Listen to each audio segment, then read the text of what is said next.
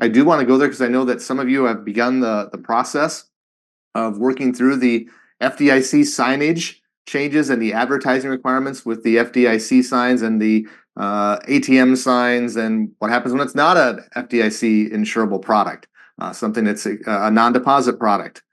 Covered, if you will. So we've talked a bit about those in the past. I want to focus today's CMS portion on what is applicable at that board and management level relative to those new requirements. First off, I want to start with the mandatory compliance date. So the final rule said April 1st. However, in the final rule, they also said, but, hey, we're going to give you an extended time frame to get things done. So nobody really had to do anything by April 1st. But you do have to have everything done by January 1, 2025. So you've got some time here, but it's going to take a little effort to get some of this stuff taken care of. It's not something where you're just going to check a box or flip a switch. At the board and management level, there is a policy and procedure requirement. And this kind of caught us off guard with the final rule. We just didn't anticipate them going here. They did. It's not going to be a heavy lift, but a lift nonetheless that you have to make. What it says is that you have to establish, and you should have this in your materials, written policy and procedures to achieve compliance. And then you have to maintain them. Now, let's remember what the concept from our perspective is that we would recommend when it comes to handling policy and procedures, those words, that terminology. Policy is board of directors.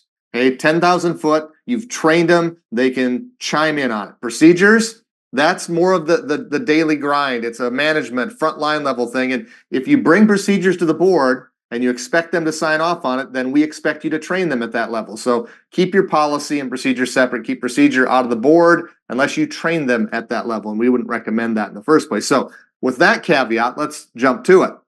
These written policies and procedures, what do they have to address?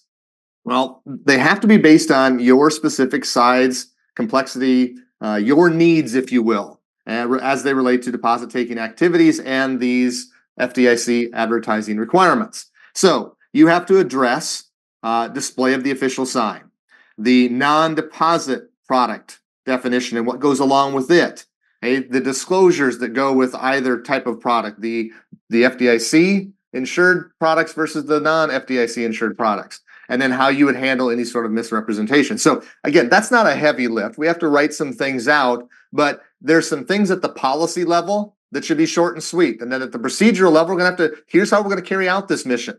And then you have to monitor your ongoing internal practices as it relates to delivery of your products, both the FDIC insured products and the non-FDIC insured products, and that you're doing things in line with what your procedures say you're going to do, which is what your policy is going to provide oversight over at that 10,000 foot level. So again, I don't think this is a major thing that's going to take you a lot of time, but it's one you have to scratch out. It's one you're going to have to go and provide a certain amount of training to your board on, because they haven't had to have a policy on this before. Now they have to have one. You should give them the why and the 10,000 foot.